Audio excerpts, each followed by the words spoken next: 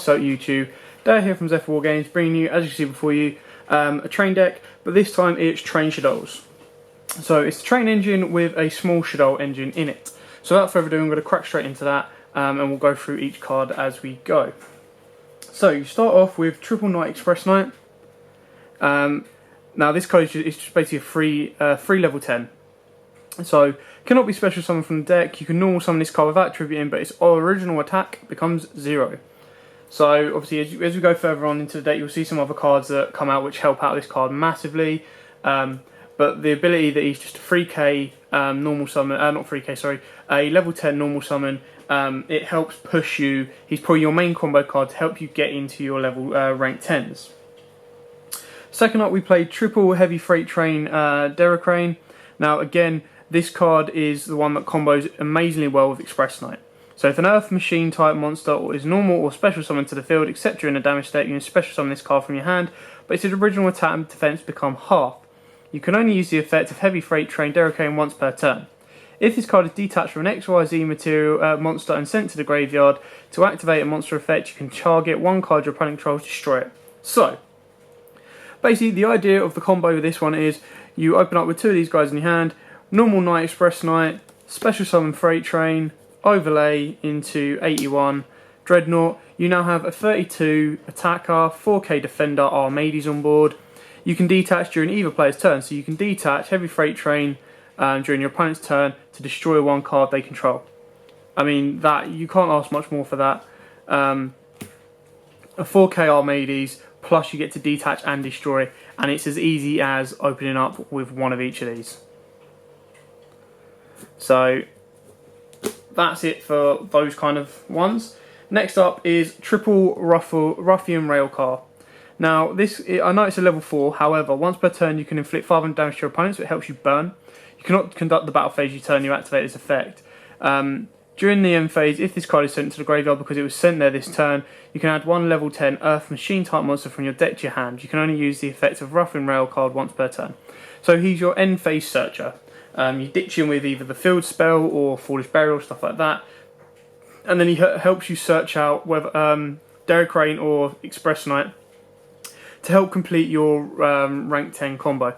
Now 9 times out of 10 you probably can open up with a first turn Super Dora or any other rank 10 you want to go into. Now on to the Shaddoll engine. Double Shaddoll Beast, purely for the draw effects, is the main kind of reason you've got him in there.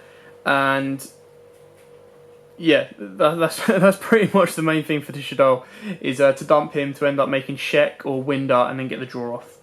2 Squamata, because obviously being able to send your Beast or any other card from your any other Shaddoll card from your deck to the grave then gets their effects off, and the ability of flipping to pop a card. So if you do open up with a kind of a bricky hand but you have one of these, you can set this guy and you can know that you're going to get a pop or a send to your grave.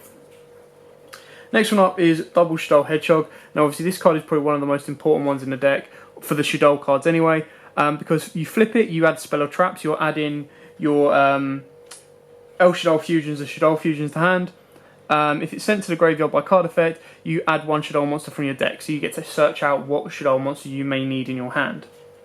Next up is One Dragon. The flip effect is okay, it's kind of like a compulse, and then the send just helps you pop back row, so it's another back row popper. And then one Shaddoll Falco. You can easily bump this guy up to 2, and probably drop Beast down to 1, to be totally honest with you. But because you're relying more on getting your trains out to go into your rank 10 plays, more so than Shek, the targets are kind of minimal. I'm not saying they're not going to be there, it's just harder to do so. Yes, he's kind of a nice one that if he gets destroyed by a card effect, he sets himself again, so you kind of protect himself. But other than that, yeah, he's not as important as he once was. The final one is just like a little tech or a little change, and this is thanks to Michael at Zephyr Wargames. So Exodius and Donald as well. Exodius, the ultimate Forbidden Lord. Now obviously he can't be normal summon or set, must be special summon from your hand by shuffling all monsters in your graveyard into the deck, and cannot be special summoned by other ways. When this card declares an attack, send one monster from your hand or deck to the graveyard. This card gains 1000 attack for each normal monster in your graveyard. If this face-up card would leave the field, banish it instead. If there are 5 different Forbidden 1 cards in your graveyard that were sent there by this card effect, you win the duel. So basically the idea is he's another special summon level 10. So at worst case scenario, even if you open up with just Night Express Knight, you bring out Night Express Knight. As long as you've got something in the grave, you can then special summon Exodius. Now obviously his effect doesn't matter how many cards you have in grave. So it could be, you could be returning mass amounts, which could be helping you, or it could be returning minimum amounts. And then the fact he kind of acts like a Foolish Burial to send, when he declares an attack, you can send the card. But like I said, 9 times out of 10, you're not really going to be declaring an attack with this guy. You're just going to be using him as fodder. So yeah. Now on to the spells. Triple Revolving Switchyard, probably an insane field spell, probably one of the best. So if a level 10 Earth Machine type monster or monsters is normal or special summoned to the field, except during a damage step, you can activate this effect. Your opponent takes no battle damage for the rest of this turn, even if this card leaves the field. Also, you can special summon one level 4 Earth Machine monster with 1800 or more attack from your deck, and if you do, it becomes a level 10. You can send one card from your hand to the graveyard, add one level 10 Earth Machine type monster from the deck to your hand. You can only use one Revolving Switchyard effect per turn. So, you activate Revolving Switchyard and you only have one of the two in your hand. Night Express Knight or Daradrain. You send Daracrane. You send one card from your hand to the graveyard. So you could technically, if you had it, you could send Ruffle Rain card, burn your opponent for 500 in the end phase. Then you search out the other one and straight away you're into another rank 10 play.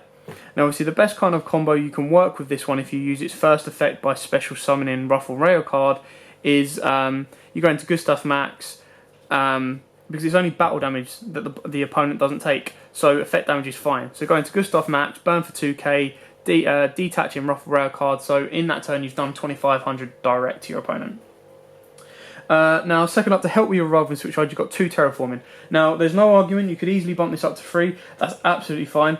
The only reason that I've kept it at 2 is because I tried to keep it at a 40 card deck, and I prefer, as we go further down, I'll show you some of the other changes that I kind of feel I would rather have one of those in than 3 Terraformings. Yes, it could prove to be good or bad, but you can never really tell just how consistent you're going to be drawing up into certain cards. Obviously the extra Terraforming does help, and then you can ditch with your other Revolving Switchyard, but for me a 3 and 2 works quite well. I see it enough, just as much as I need it to be. Triple Shaddoll Fusion, obviously when your opponent has an extra deck card, this gets you straight into Shek, so you can send the stuff from your grave, and then if you're sending Ruffle Railing card, you're burning to 500 at the end.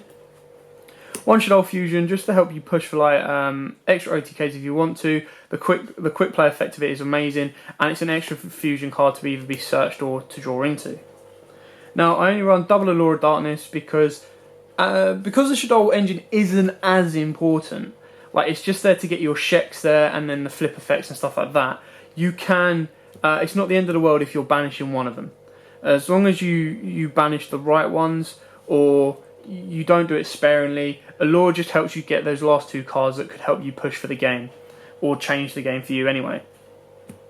Again, you could drop a Beast down and put in another Shaddoll card, or you can, if you want to, you can up the Shaddoll engine and up the draw power of Allure. It's entirely up to you. This just seems to be the right build that has worked for me in testing. One instant fusion just for Norden plays. Obviously Norden can then bring back Falco and you go straight into a Synchro level 6. It can also help you bring back Rough and Raider card, go into rank 4 and then burn again.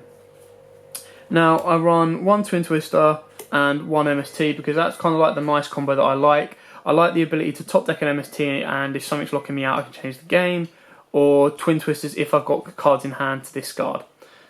1 Raigeki for board wipes, and 1 Foolish Burial for sending your Shaddoll cards to grave, or Rough and Raider cards. It kind of works out. Ruffle Railing card, which is why I don't have Gaga Cowboy in the extra deck, because you have stuff like Gustav Max and you have stuff like Rough and Raider card that can help you push the game in that way. And Cowboy, yes, you could put Cowboy in, there's no argument about that in the extra deck, but it's not as necessary in a deck that burns as consistently as this. Now onto my own personal input is, like, I really like Quaking Mirror Force. It's one of my best Mirror Forces. Every time I try a deck without it, or I don't have the space to put it in, I always find myself in games going, do you know what would really help me? A Quaking Mirror Force. So I found space, put 2 Quaking Mirror Forces in, which is why I've dropped one of the terraformings. Now again, it's just down to personal preference. You can take one of these back out and put in the terraforming if you want. You can also put in other start cards like Starlight Road seems to be an interesting one at the moment, for the pure fact that Twin Twister is a thing, Rageki's still a thing and it is clearing boards, and at least 50-50 you're taking, every time your opponent's activating the card effects, they're taking away 2 of your cards or more. But then obviously the other half is they're not, they're only doing 1, which is why it's kind of a mixed match tech card at the moment. Double Solemn Strike, because again I took the 3rd one out for the other Quaking, because yes, 3 is nice, but 2 is just, it's kind of like that right balance. It doesn't make the deck too expensive for what it should be, especially when you can get the main core really cheap. Like all the trains and Shaddolls are crazy cheap. So yeah, Solemn Strike only at 2, and then the 1 Solemn Warning. I think that's how I prefer to have the decks. So yeah, that's kind of how I prefer the Solemn Brigade in my decks. 1 Vanity's Emptiness, because if you get a Super Dora on board, flip Vanity's Emptiness, they're going to have fun trying to clear your board off unless they drop in a Kaiju on you. And then the final one is 1 Skill Drain. Now, obviously there's very few decks in the meta or just in general at this moment in time that can handle having Skill Drain flipped on them. And Trains is one of them decks that can do it, because it then turns stuff like Night Express Knight and Derricrane into 3k and 2800 beaters, and that's amazing on board. So worst case scenario, you flip the Skill Drain and it just puts your opponent in the corner. 9 times out of 10, if you're going first, you're aiming to get a Dora on board first turn. If you do a bit of damage with Dora or Gustav Max and then activate a Skill Drain, your opponent's like, well, not a lot more I can do unless they're top decking an MST or Twin Twister. So that's it for the main deck, 40 card main deck on that. Now on to the extra deck. So 2 number 81s, Super Dreadnought, Rail Cannon, Super Dora. Now we've talked about this already. He's a 3200 attacker, 4k defender, and he is an insane Felgrand. Detach material during either player's turn. Target 1 face-up monster on the field. The target is unaffected by card effects except its own for that turn. 1 Super Dreadnought, Rail Cannon, Gustav Max, because he is a 2k burner with no downside. So he's 3k attack, 3k defense. Once per turn, you detach 1 material from this card and inflict 2000 damage to your opponent. That's it. There's no clause that it can't attack or no other monsters can attack again. It's just a straight up 2k burn. We play triple spiders. So we've got 135 Ravenous Tarantula, 184 Pain Gainer, and 177 Seven Sins. So all these spiders are insanely good in this deck because they can go on top of each other, and of course their effects are insane. So 35. All monsters you control gain attack and defense equal to the difference between your life points, equal to your life points and your opponent's.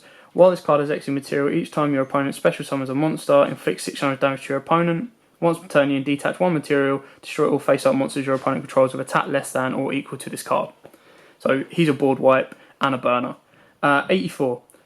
So, sorry, text is really small. I just want to make sure I get it right for you guys. This card gains defense equal to the combined ranks of all XYZ monsters you control times 200. While this card has XYZ material, each time your opponent activates a spell or trap card, inflicts 600 damage to your opponent immediately after it resolves. Once per turn, you can detach 1 material from this card, destroy or face-up monsters your opponent controls with defense less than this card, less than or equal. So he is a trap and spell burner. Yeah, and that's amazing. The fact that he gets defense to combine the ranks. You all rank 10s 9 times out of 10 anyway. Number 77. So if summoned this way by overlaying, the following effect cannot be activated until the turn. So if it overlays on top of a spider. You can detach 2 XEs from this card, banish as many special summon monsters your opponent controls as possible, then attach one of those banished monsters to this card as XEs material. If this face-up card on the field would be destroyed by battle or card effect, you detach material instead. So it gets around non-targeting stuff like Max and Cosmos and stuff like that. Next up for the rank 10s is Super Dimensional Robot Galaxy Destroyer. Now, it's a little bit harder to get out because he's 3 level 10s, but obviously he's worth it when you do. A 5k beater, once per turn you detach one material from this card, destroy all spell and track cards your opponent controls. Your opponent cannot activate spell or track cards in response to this card's effect. So he is a dark magic attack, Harpy's Feather Duster, and they can't chain stuff like Strike. To that effect anyway. 4s, 1 Abyss Dweller, Shaddoll, really standard. And then on to the Shaddoll Fusion Engine, 2 Sheks and 2 Winder.